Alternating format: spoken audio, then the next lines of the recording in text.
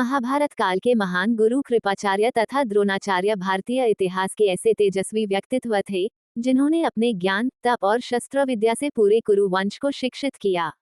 इन दोनों आचार्यों ने अपने शिष्यों को न केवल युद्ध कौशल बल्कि धर्म, मर्यादा और कर्तव्य का भी पाठ पढ़ाया। गौतम ऋषि के पुत्र का नाम शरद्वान था। उनका जन्म बाणों के साथ हुआ था। उन्हें वेदाभ्यास में जरा भी रुचि नहीं थी और धनुर्विद्या से उन्हें अत्यधिक लगाव था। वे धनुर्विद्या में इतने निपुण हो गए कि देवराज इंद्र उनसे भयभीत रहने लगे। इंद्र ने उन्हें साधना से डिगाने के लिए नामपदी नामक एक देवकन्या को उनके पास भेज दिया। उस देवकन्या के सौंदर्य के प्रभाव से कृप नामक बालक उत्पन्न हुआ और दूसरे भाग से कृपी नामक कन्या उत्पन्न हुई। कृप भी धनुर्विद्या में अपने पिता के समान ही पारंगत हुए। भीष्म जी ने इन्हीं कृप को पांडवों और कौरवों की शिक्षा दीक्षा के लिए नियुक्त किया और वे कृपाचार्य के नाम से विख्यात हुए। कृपाचार्य के द्वारा पांडवों तथा कौरवों की प्रारंभिक शिक्षा समाप्त होने के पश्चात अस्त्र शस्त्रों की विशेष शिक्षा के लिए भीष्म जी ने द्रोण नामक आचार्य को नियुक्त किया। द्रोण के साथ प्रशत नामक राजा के पुत्र द्रुपद भी शिक्षा प्राप्त कर रहे थे तथा दोनों में प्रगाढ़ मैत्री हो गई। उन्हीं दिनों परशुराम अपनी समस्त संपत्ति को ब्राह्मणों में दान करके महेंद्राचल पर्वत पर तप कर रहे थे। एक बार द्रोण उनके पास पहुंचे और उनसे दान देने का अनुरोध किया। इस पर परशुराम बोले, वत्स तुम विलंब से आए हो, मैंने तो अपना सब कुछ पहले से ही ब्राह्मणों को दान में दे डाला है। अब मेरे पास केवल अस्त्र शस्त्र ही शेष बचे हैं। तुम चाहो तो उन्हें दान में ले सकते हो। द्रोण यही तो चाहते थे, अतः उन्होंने कहा, हे गुरुदेव, आपके अस्त्र शस्त्र प्राप्त करके मुझे अत्यधिक प्रसन्नता होगी, किंतु आपको मुझे इन अस्त्र शस्त्रों की शिक्षा दीक्षा देनी होगी तथा विधि विधान भी बताना होगा। इस प्रकार परशुराम के शिष्य बनकर द्रोण अस्त्र शस्त्रादि सहित समस्त विद्याओं के अभूतपूर्व ज्ञाता हो गए। शिक्षा प्राप्त करने के पश्चात द्रोण का विवाह कृपाचार्य की बहन कृपि के साथ हो गया। कृपि से उनका एक पुत्र हुआ।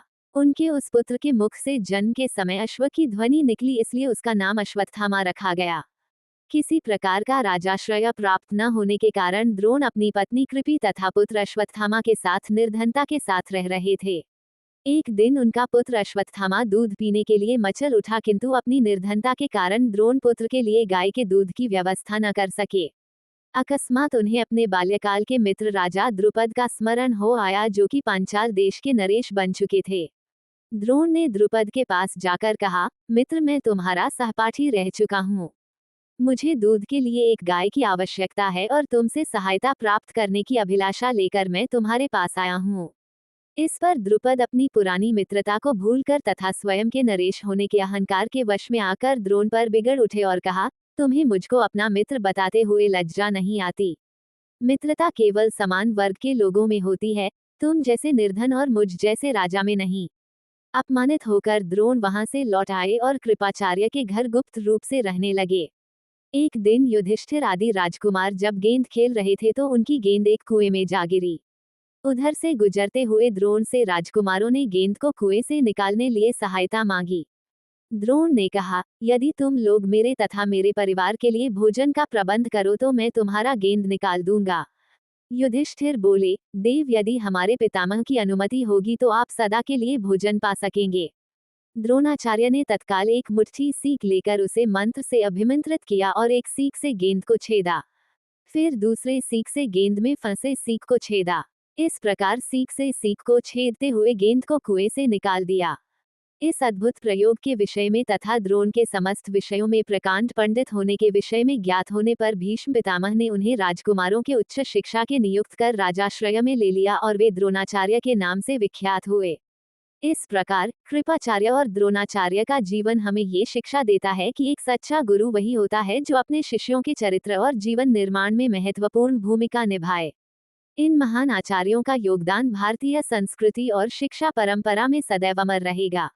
अगर आपको कृपाचार्य तथा द्रोणाचार्य के जीवन से जुड़ी यह जानकारी पसंद आई हो तो वीडियो को लाइक जरूर करें, अपने दोस्तों और परिवार के साथ शेयर करें और ऐसे ही ज्ञानवर्धक वीडियो देखने के लिए हमारे चैनल को सब्सक्राइब करना न भूलें। धन्यवाद। फोल्डेड हैंड्स, सर्वाधिकार कॉपीराइट डिस्क्लेमर। ये वीडियो पूरी तरह से हमारे चैनल का ओरिजिनल कंटेंट है। बिना अनुमति रीपोस्ट, रीयूज या डाउनलोड करना मना है।